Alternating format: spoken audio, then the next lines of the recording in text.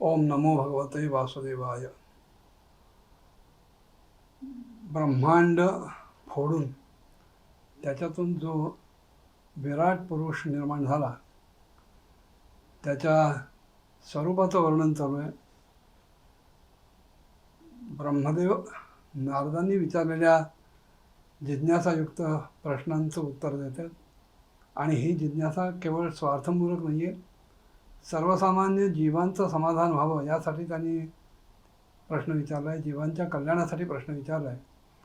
आणि हा सगळा संवाद शुक महामुनी राजाला सांगतायत आणि शुक आणि परीक्षित यांचा संवाद सूत शौनकादिक ऋषींना सांगतायत. काल आपण दुसऱ्या स्कंधाच्या 5व्या अध्यायापर्यंत येऊन पोचलो होतो. पुढे आता ब्रह्मदेव त्या विराट स्वरूपातल्या विभूतींचं वर्णन करत आहेत. जसं कुठल्याही संस्थेमध्ये काही एक विशिष्ट व्यवस्था असते, एक मुख्य कोणीतरी संस्थाचालक मंडळ असतो किंवा कोणी व्यक्ती असते, मग त्याच्या हाताखाली काही विविध कार्य करणारी काही खाती असतात, त्या खात्यांमधले मंत्री असतात किंवा काही माणसं असतात, अधिकारी असतात, त्यांच्या हाताखाली करणारी काही सामान्य माणसं असतात, त्यांच्या हाताखाली काही चपराशाचं काम करणारी काही माणसं असतात. ही जशी वरपासून खालपर्यंत उतरंड आहे तशीच उतरंड ह्या विराट पुरुषाच्या देहामध्ये आढळते. एक प्रकारे ती कल्पनाच केलेली आहे. ब्रह्मदेव सांगतायत की विराट पुरुषाच्या मुखातून वाणी आणि त्या वाणीची अधिष्ठात्री देवता म्हणजे अग्नी यांची निर्मिती झाली आणि त्याच्यातूनच 7 छंद निरनिराळ्या 7 धातूंपासून निर्माण झाले. गायत्री, त्रिष्टुप, अनुष्टुप, उष्णिक, बृहती, पंक्ती आणि जगती असे हे 7 छंद आहेत. वृत्त ही कल्पना वेगळी आहे काव्यामधली किंवा पद्याच्या रचनेसाठी वापरले जाणारे.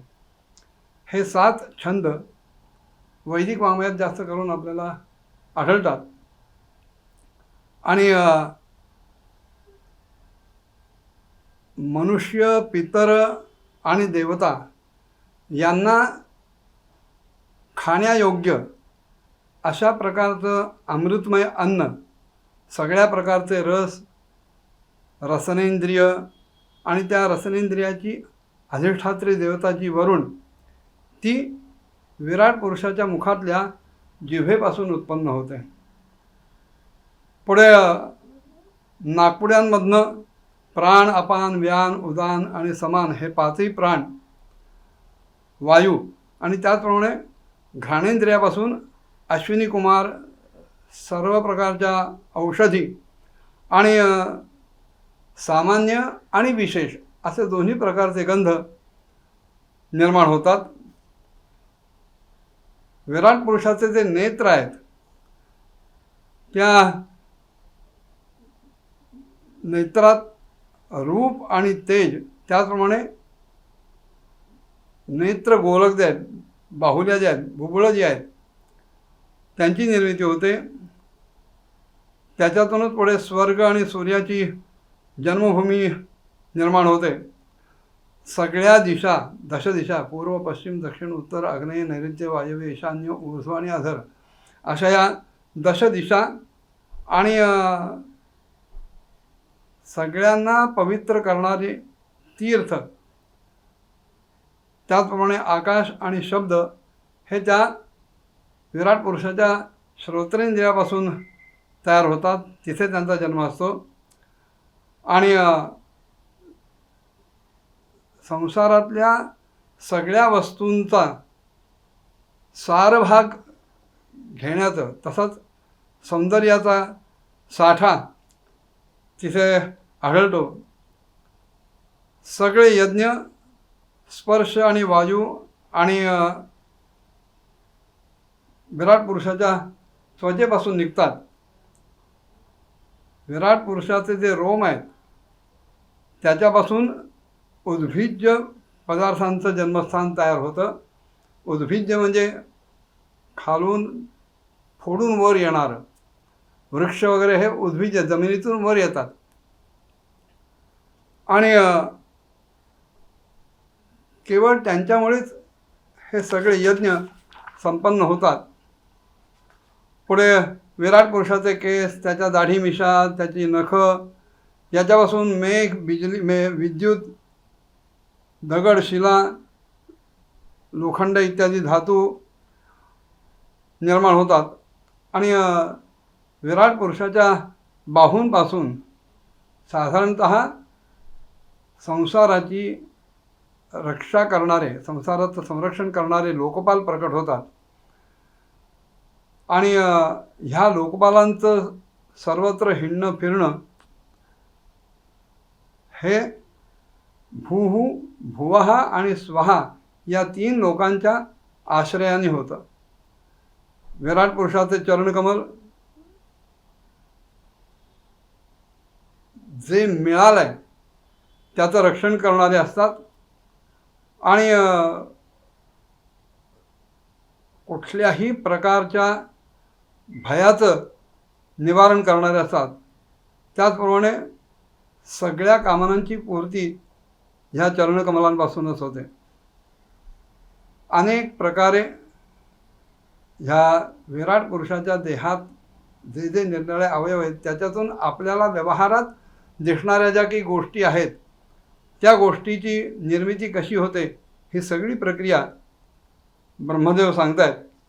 विराट पुरुषाच्या पोटामध्ये मूल प्रकृती, रस नावाचा धातू आणि त्याचप्रमाणे समुद्र, समस्त प्राणी आणि त्यांचा मृत्यूही त्या पोटामध्ये समाविष्ट असतो. विराट पुरुषाच्या हृदयातूनच मनाची जन्मभूमी निर्माण होते.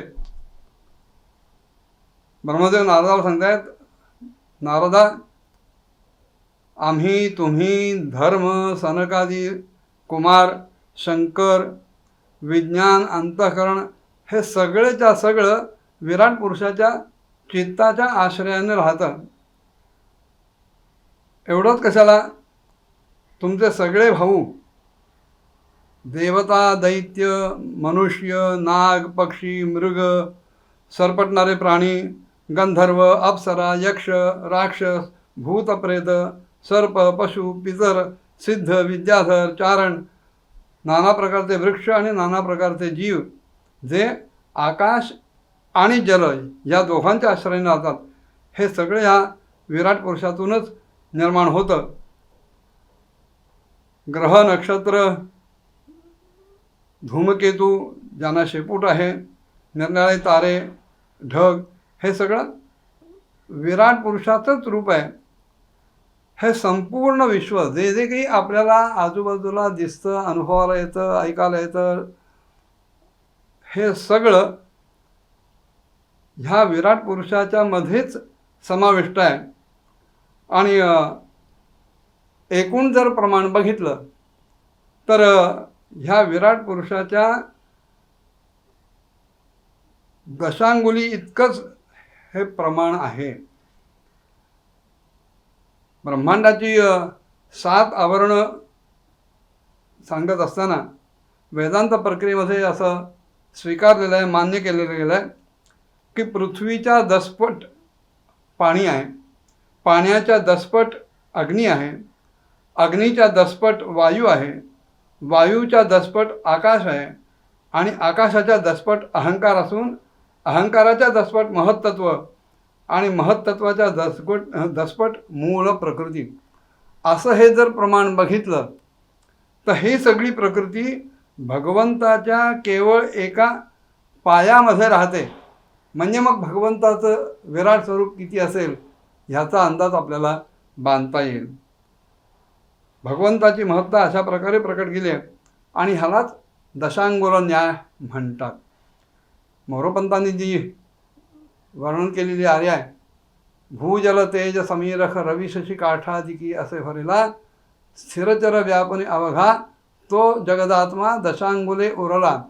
ह्या दशांगुल न्यायाच्या प्रकारे सगळं व्यापूनसुद्धा भगवंत या सगळ्यांच्या वर 10 अंगळं उरलाय. भगवंत परब्रह्मतत्व कधीही कुठेही कुठल्याही प्रकारे कमी पडत नाही. ही निर्मितीची प्रक्रिया चालू आहे, जे निर्माण झालं आहे त्याचं स्थितीपालनही चालू आहे. कालांतराने जे निर्माण झालं आहे, ज्याची स्थिती काही काळ सांभाळली आहे, त्याचा संहारही होतो आहे. ह्या प्रत्येक ठिकाणी लागणारी ऊर्जा, लागणारं सामर्थ्य, लागणारी शक्ती, हे सगळं वापरूनसुद्धा भगवंत कुठेही कमी पडत नाही. उलट सगळ्यांच्यावर दशांगुळं उरतो. असा हा भगवंताचा महिमा आहे. सूर्य ज्याप्रमाणे आपल्या मंडळाला, आपल्या भोवती फिरणाऱ्या नवग्रहांना प्रकाशित करत तो आतही प्रकाश देतो आणि बाहेरही प्रकाश देतो.